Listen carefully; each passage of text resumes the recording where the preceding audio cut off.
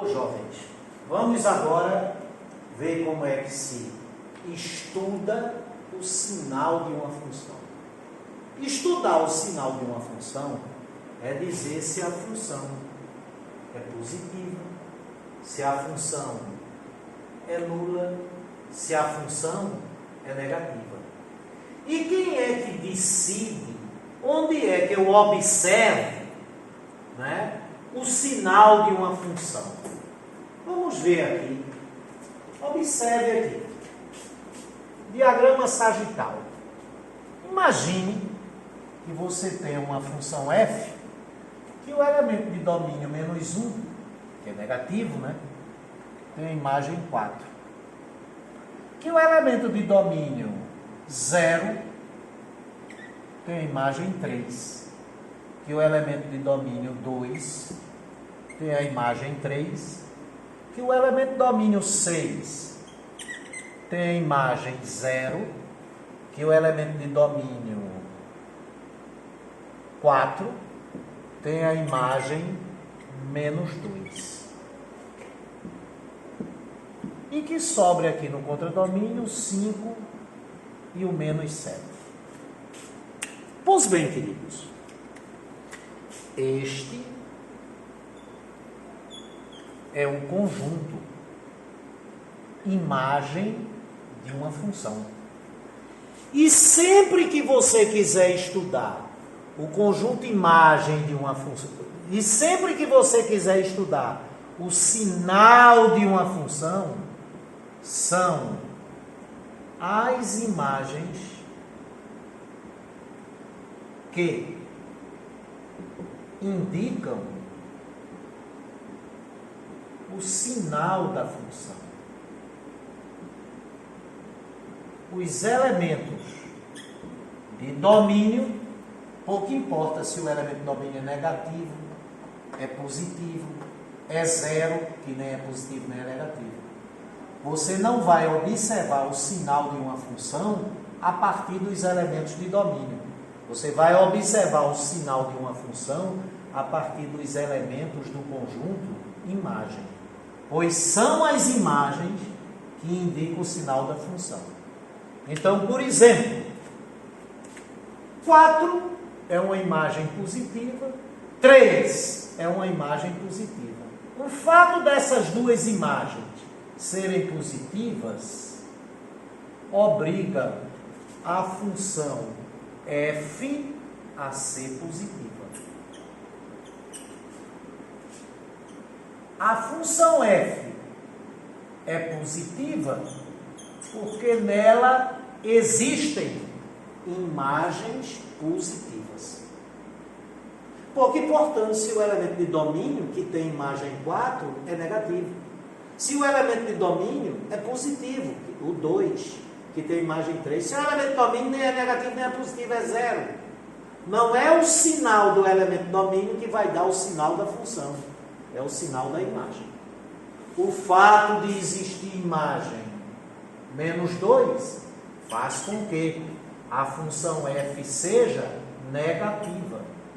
Então, essa função f é positiva, essa função f é negativa, né?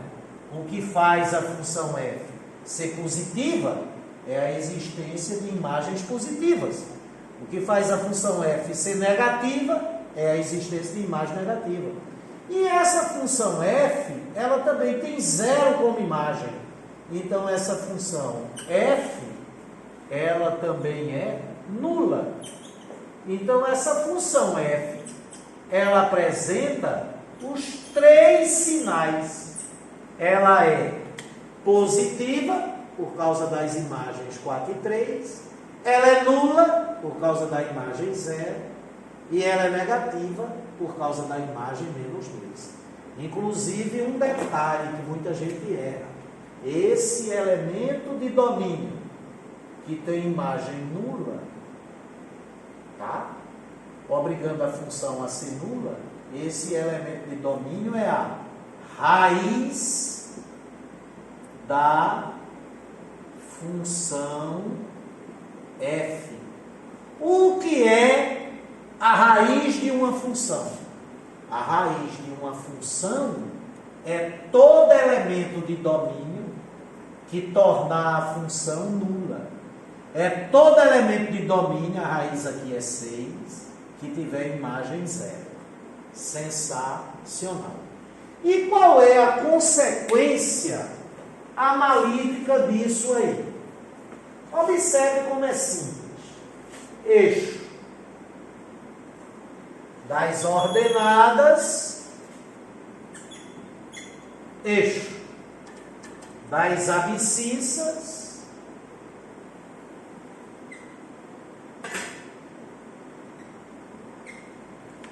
essa flecha que parte do -1 para o 4, aqui é um ponto que tem abscissa -1 e ordenada 4.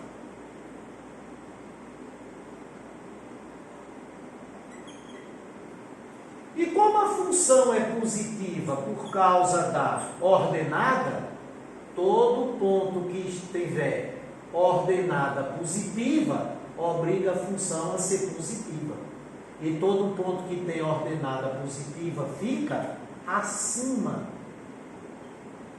do eixo das abscissas.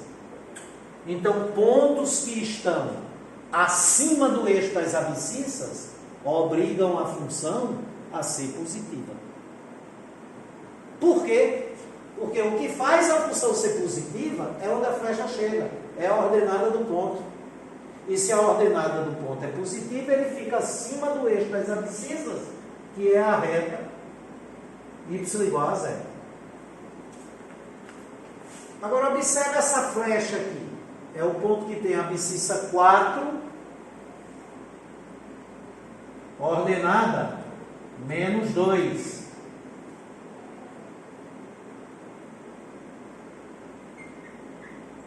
É uma flecha que parte do 4 e chega no -2. E como é por causa desse -2 que a função é negativa, então onde a função é negativa, os pontos têm que ter ordenada negativa. Então os pontos têm que ficar abaixo do eixo das abscissas.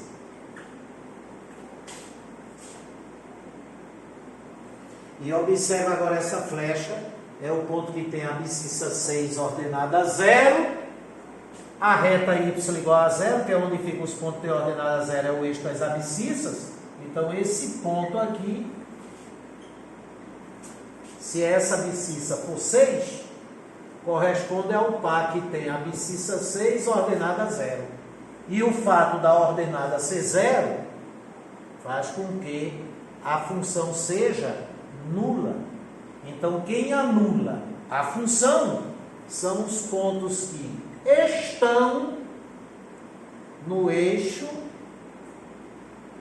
das abscissas. E a abscissa desse ponto não é o ponto, é a raiz. Cuidado, tem muito professor que tem mania de dizer que a raiz de uma função é o ponto onde ela corta o eixo do x. Não é o ponto. É a abscissa do ponto. É de onde parte a flecha. Porque a raiz é o elemento de domínio. É o valor da variável livre, quando a variável dependente é 0. Então vamos ver aqui uma situação mais dinâmica. Imagine que você tenha uma função f, cujo gráfico seja esse. Olha o gráfico dessa função f.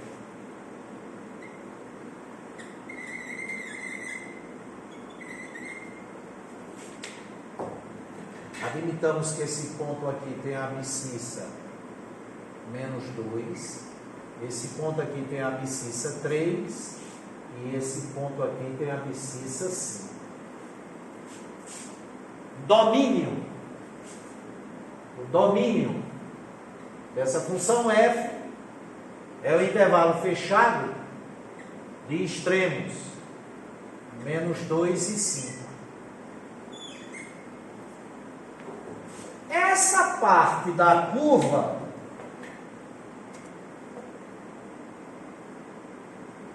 que está acima